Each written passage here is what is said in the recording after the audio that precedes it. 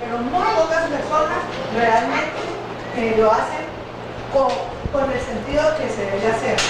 Claro que yo no quiero decir que yo no quiero comer, yo quiero salvarme, pero más que todo uno debe hacerlo porque Dios nos amó, porque sí, no sé, es decir, porque Dios ha dado todo, porque su amor es infinito. Pero la respuesta de casi todo el mundo, y eso a mí me ha aterrado, es que todo el mundo quiere salvarse, obedece al Señor, es por salvarse. Con respecto a lo que leíamos del comer y el beber, la hermana Elena dice que el comer y el beber sería llevado al exceso, está hablando antes de la segunda venida de Cristo. Y el mundo se entregaría al placer. Este estado de cosas es el que existe hoy. El mundo está mayormente entregado a la complacencia del apetito y la disposición a seguir costumbres mundanas nos esclavizarán a hábitos pervertidos, hábitos que nos harán más y más semejantes a los moradores de Sodoma que fueron condenados. Me he admirado de que los habitantes de la tierra no hayan sido destruidos como la gente de Sodoma y Gomorra. Veo que existe suficiente razón que explique el estado de degeneración y mortalidad imperente del mundo. La pasión ciega controla la razón y en muchos casos toda consideración elevada es sacrificada a la locura. Volviendo a la multitud mixta, lo que comenta la hermana Vitelba, casi todos cuando aceptamos a Jesús lo aceptamos con el interés de ser salvos. No es malo eso, ¿ya? No es malo eso. Cuando llegamos a Jesús y empezamos a conocerle, porque es que cuando Él nos invita, sentimos el llamado y accedemos, pero no le conocemos. ¿Cómo podemos amarle sin conocerle? Amamos el interés, el propósito, la salvación, pero estamos llamados a empezar a conocerle. Por eso Jesús no los introdujo a este pueblo inmediatamente a la tierra prometida. Se han demorado, creo que 45 días en llegar. No, los tuvo un tiempo de disciplina para que lo conocieran a Él primero y se enamoraran de Él. Nosotros estamos peregrinando, igual que el pueblo de Israel, y en esa peregrinación tenemos que empezar a tener comunión con Jesús hasta llegar a desarrollar ese amor por Jesús. Dejar de ser parte de una multitud mixta, o sea, la multitud mixta representa a los que aman al mundo. Los que amaban Egipto y quisieron volver a Egipto muchas veces, representa a aquellos que aman al mundo, que cuando viene una prueba, entonces deciden volver al mundo. Esto es muy difícil, ¿cierto? Guardar el sábado, perder el trabajo por el sábado, esto es muy difícil. Negarme a mí mismo, abandonar lo que a mí me gusta, es muy difícil. Yo prefiero volverme para el mundo, y añoramos el mundo, muchas veces lo añoramos. A veces, no sé si a ustedes les ha pasado, pero en nuestras caídas, en nuestro proceso, decimos, si yo estuviera en otra condición, si yo no fuera cristiano, si yo no temiera a Dios, a lo mejor estaría mejor, ¿cierto? Calificado por el mundo de una manera mejor. Pero resulta que caemos en cuenta y decimos, no puedo pensar así, porque es volverme al mundo, es participar de una multitud mixta, es seguir siendo un ciudadano de Egipto, estando peregrinando en el desierto. Hermano Javier, Sí, bien por la hermana. yo me pregunto, si Dios no hubiera hecho el ofrecimiento de la salvación, pero lo conociéramos, es decir, si el plan de redención no hubiera existido, pero la presencia de Dios aquí existiera, lo amaríamos igual, siendo que a Él, de Él depende nuestra felicidad, lo que tenemos, el aire, el agua, la paz, todo, lo querríamos lo mismo si no nos ofreciera la vida eterna. Sí, lo podemos querer. Lo que pasa es que a veces las ausencias nos permiten desarrollar más amor. Cuando tú estás con tu esposa, todo el tiempo, a veces no llegas a valorarla cuando de pronto te tienes que ausentar o ella se tenga que ausentar. Es más o menos con Dios igual, ¿no? Esta ausencia que tenemos de Él solamente confiando en sus promesas, ¿cierto? Y creyendo por fe en lo que Él nos enseña a través de la palabra, es lo que Él quiere que nosotros a través de eso desarrollemos ese amor. Un amor que vamos a desarrollar en la ausencia de su presencia, para que cuando estemos delante de su presencia podamos desbordar todo el amor por la eternidad. Entonces, la multitud mixta moderna, Lo que pasa es que le escribió el lado. Bueno, ¿quién me la dice? Nosotros primero. la multitud mixta moderna somos todos nosotros que tenemos que ir abandonando el mundo. Si no abandonamos el mundo, vamos a seguir pensando o queriendo, codiciando las cosas del mundo. Por eso vemos que en la iglesia dicen, no, es que eso es babilónico. Y otros dicen, no, pero es que eso no tiene nada de malo. Porque las cosas del mundo, están tan acostumbrados a las cosas del mundo que no quieren renunciar a ellas. Y quieren seguir peregrinando hacia la tierra prometida, pero con toda la carga de sus costumbres y tradiciones que pertenecen al mundo, sin despojarse de ellas. Es como decirle a un mendigo, mire, yo le voy a dar hospedaje aquí, pero usted para que venga y se quede acá, no me venga a traer todos esos bultos que usted carga, ¿no? De suciedad y de cosas que recogen en la calle. Usted tiene que dejar esos bultos. Y el mendigo me diga, no, yo prefiero quedarme con mis bultos y no quedarme allí en esa comodidad que usted me brinda, porque yo amo más mi carga. Así somos nosotros, ¿cierto? Amamos más al mundo que lo que Dios nos promete. Y por eso queremos entrar con toda nuestra carga en el cielo. En el cielo ojalá se celebrara, por ejemplo, Navidad, piensan algunos. En el cielo ojalá pudiéramos bailar salsita o merengue, ¿cierto? Porque eso es lo que aman unos. En el cielo pudiéramos cantar estas canciones que nos encantan. Todas esas apegos que tenemos nos representan como la multitud mixta, que no se ha despojado de todos esos atavíos. Miren esta otra connotación, el becerro. El becerro es la connotación principal. ¿Qué representa el becerro? ¿Por qué hicieron un becerro?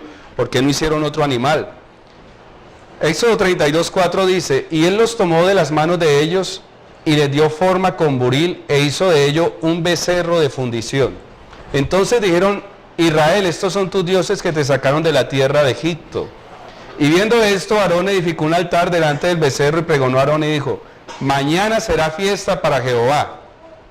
Y al día siguiente madrugaron y ofrecieron holocaustos y presentaron ofrendas de paz, y se sentó el pueblo a comer y a beber y se levantó a regocijarse. ¿Qué representaba ese becerro de oro? ¿Por qué madrugaron al otro día y por qué no lo hicieron ahí mismo, una vez que lo hubieron terminado? El toro Apis. Apis era el toro idolatrado en Egipto. Apis, el toro adorado por los antiguos egipcios, quienes lo consideraban como símbolo de ¿quién? Osiris. Recuerden la Trinidad egipcia. Horus, hijo, Isis, madre, y Osiris, el padre. Dios del Nilo, marido de Isis, y la gran divinidad de Egipto. La enciclopedia de Chambers y la enciclopedia británica lo define así, refiriéndose a los autores griegos en las inscripciones jeroglíficas, dice, según este punto de vista, Apis era la encarnación de Osiris manifestada en la forma de un toro. Este toro representaba al Apis de Egipto. El becerro que hicieron el pueblo de Israel en Egipto fue a Osiris, al dios egipcio, que es también todos los misterios de los egipcios y toda su doctrina, la vida futura, se fundarán en este culto de Osiris. A Osiris se le identifica como el ¿qué? Con el sol. Por eso miren la imagen es un becerro ¿Y arriba qué tiene?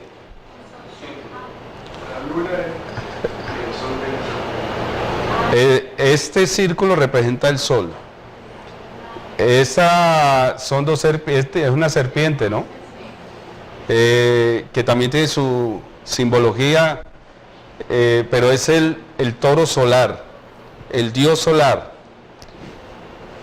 Se identifica con el sol. La adoración del sol era la forma primitiva de la religión egipcia y tal vez de la anterior a ella. ¿Será que hoy en día hay adoración al sol?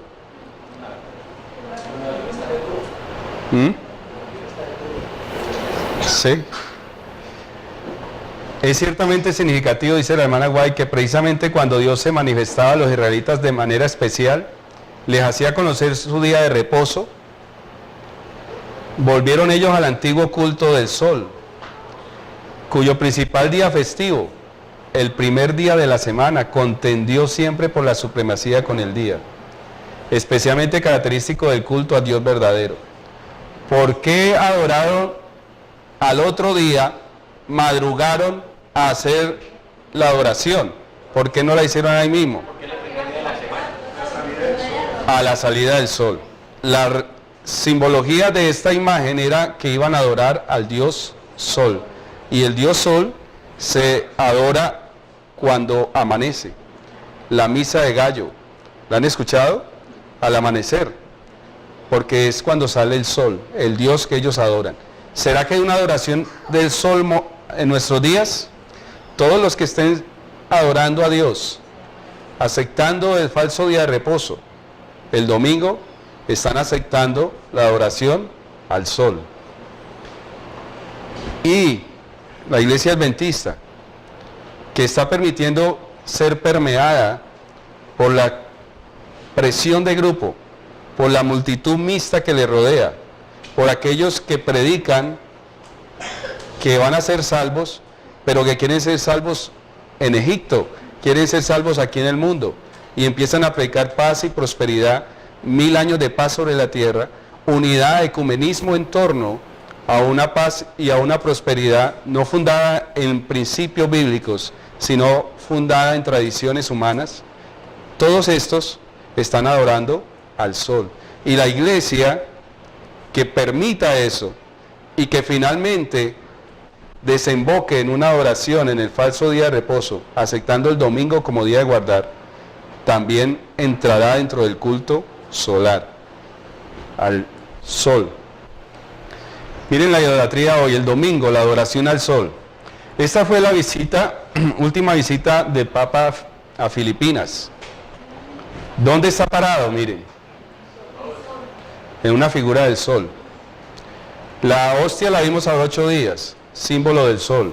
Apocalipsis 14:9 dice, y el tercer ángel lo siguió diciendo a gran voz, si alguno adora a la bestia y a su imagen y recibe la marca en su frente o en su mano. El domingo, ¿cierto? Culto de adoración al falso dios pagano. Miren los grupos de adoradores. La multitud mixta, sintiéndose desamparada debido a la ausencia de su jefe, volvieron a sus antiguas supersticiones.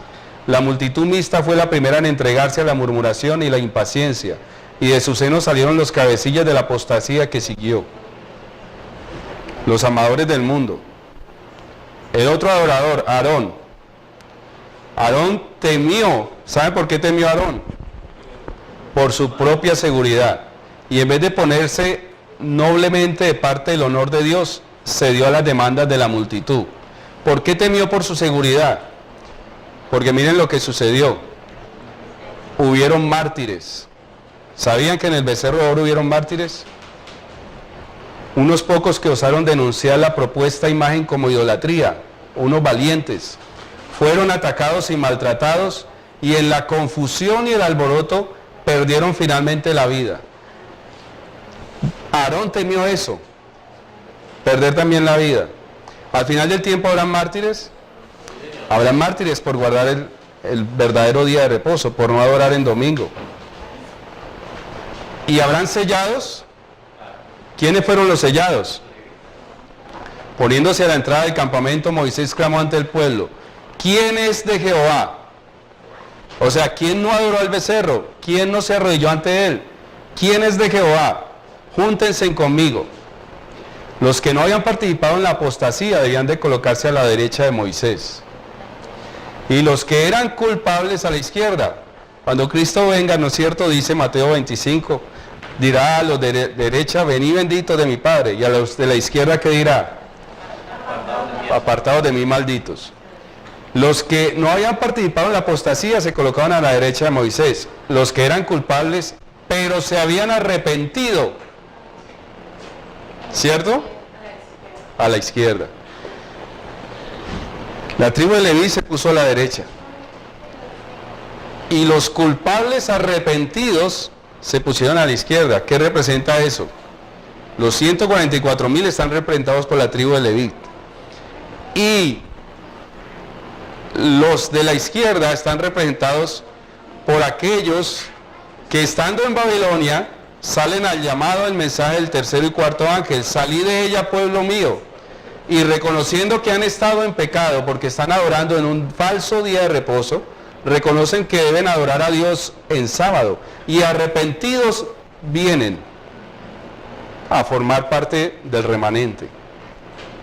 ¿Recuerdan lo que hemos estudiado de los dos testigos? ¿Cierto? La orden fue obedecida. Se encontró que la tribu de Leví no había participado del culto idólatra. Arones modernos. Raider Brisman. ¿Saben quién es este señor? Este señor es jubilado ya. Su último trabajo fue como director de la Unión Holandesa. Él escribió varios libros. Entre los libros que escribió hay algunos pasajes interesantes.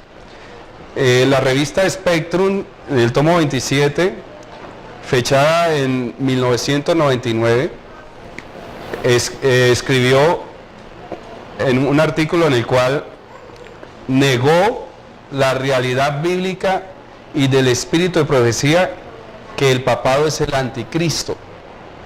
Este señor dice que ya nosotros no debemos de ver al Papa como lo veíamos años atrás, que el Papa de la Edad Media no es el mismo Papa de ahora, que el papado ha cambiado, que la Iglesia Católica se ha transformado, que la Iglesia se ha modernizado, y que nosotros no podemos quedarnos pegados a una posición que ya es retrógrada, que ya no es vigente para nuestros días, que hemos de mirar con otros ojos a nuestros hermanos católicos. No es que los hermanos católicos los tengamos que mirar mal, ni los tengamos que juzgar, pero ya no llamar a la bestia bestia, esa sí es una apostasía. Ya no identificar a la bestia como el papado, esa es una apostasía. Eso también constituye una bofetada para los que fueron mártires por defender esa verdad, los que han muerto en las manos de la Inquisición. Trágicamente esa creencia se está haciendo común entre los dirigentes de la Iglesia. Brisman declaró que el catolicismo romano ha cambiado en aspectos que la Iglesia debe considerar como positivos. Que hay mucha espiritualidad en la Iglesia Católica Romana que los protestantes pueden envidiar. Él explica que no deberíamos vigilarlos con sospecha y que deberíamos tratar de ser más balanceados de lo que hemos sido y hacer más que simplemente ofrecer una extensión del cuadro incorrecto y lleno de prejuicios de la Iglesia medieval que muchos protestantes han tenido durante los siglos pasados. El que cree que el catolicismo moderno ha cambiado en muchas maneras, él cree que el catolicismo moderno ha cambiado de muchas maneras y le molesta ver publicaciones adventistas que todavía usan como referencia fuentes del siglo XIX para describir las intenciones y puntos de vista católicos.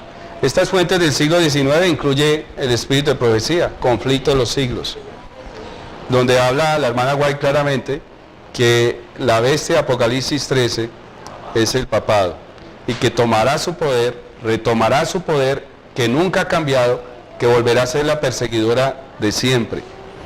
Finalmente esto demuestra en este dirigente, uno de los Arones modernos, que ellos están siendo influenciados por la multitud mixta, están siendo influenciados por el mundo, por la religión del mundo que es Babilonia, y están siendo permisivos tratando de cambiar su posición o la posición que hemos de tener como hijos de Dios, como conocedores de la verdad y de la profecía, con respecto a todo lo que es el mundo cristiano.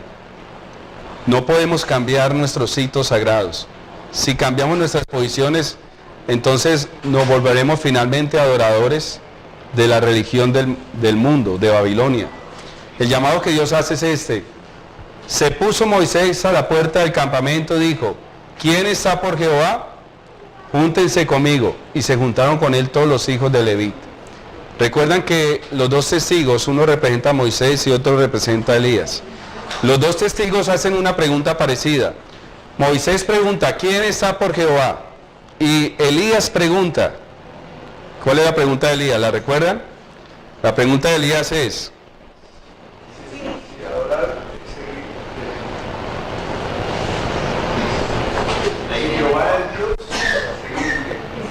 ¿y si Baal?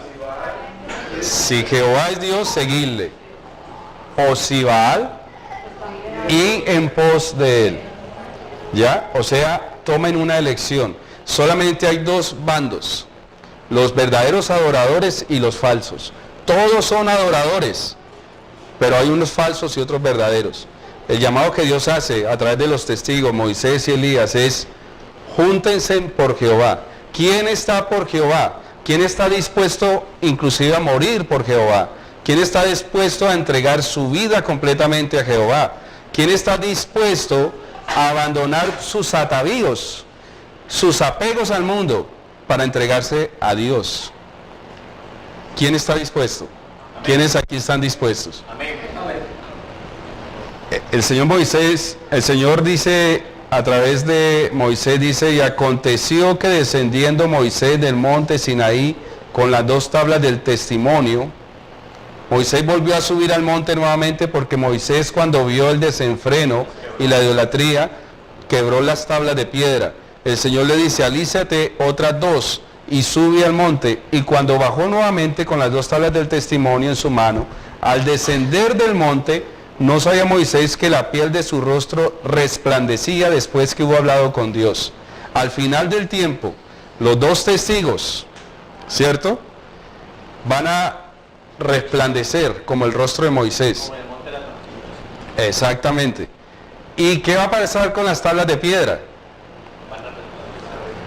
Lo vimos en una señal de antes de la venida de Cristo. Las dos tablas de piedra aparecerán en las nubes del cielo. Una mano aparecerá en las nubes del cielo con las dos tablas de piedra.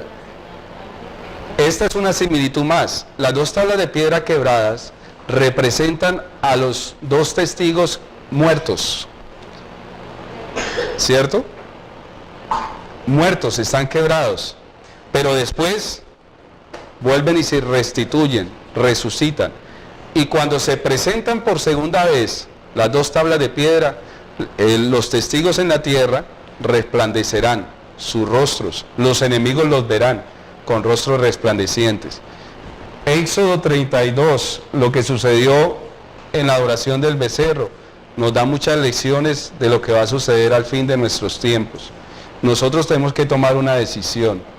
Tenemos que cada día ser más entregados a Dios. Tenemos que abandonar todo atavío, toda atadura y entregarnos, porque cuando venga el momento de la prueba va a ser difícil, va a ser dura. Y si nosotros todavía estamos atados a las cosas del mundo, vamos a ser como Aarón. Nos va a dar temor de perder nuestras vidas, nuestras propiedades, nuestros bienes. Y vamos a ser Aarones modernos. Dios permita que no lo seamos. Que seamos como la tribu de Leví, que con la espada, ¿cierto?, demostró que estaban dispuestos a lo que fuera por Dios. La espada de nosotros no es una espada literal. La espada de nosotros, ¿cuál es? La palabra de Dios. Que nosotros utilicemos la palabra de Dios, estudiemos de ella, la aprendamos a utilizar, y cada que tengamos que sacarla a la luz, lo hagamos para gloria de Jehová. Vamos a colocarnos de pie, vamos a orar.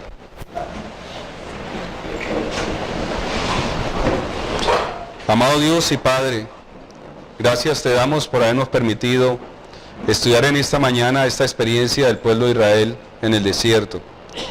Sabemos que la historia se está repitiendo, que Satanás está haciendo todo lo posible porque nosotros seamos adoradores falsos. No permitas, Padre amado, que nuestros apegos al mundo, nuestros compromisos con el mundo, todo lo que el mundo nos insinúa, sea para nosotros un inconveniente para entregarnos totalmente a ti. Si hay algo en nosotros en esta hora, Señor, que nos impide esa entrega absoluta, te pedimos que nos ayudes a vencerlo. Que tu Santo Espíritu penetre en nuestras vidas de manera poderosa para que nos convenza de pecado y nos muestre que debemos abandonar. Y nos permitas, oh Padre, cada día crecer de gloria en gloria, para que cuando llegue el momento de prueba, cuando se dé una ley dominical, cuando todo el mundo esté adorando el becerro de oro, nosotros podamos, fieles, con nuestras espadas abiertas, predicar el mensaje del tercero y cuarto ángel y llamar a las almas que están en Babilonia que salgan de ella y vengan arrepentidas a unirse al remanente que será trasladado en las nubes del cielo. Sabemos que estás a las puertas.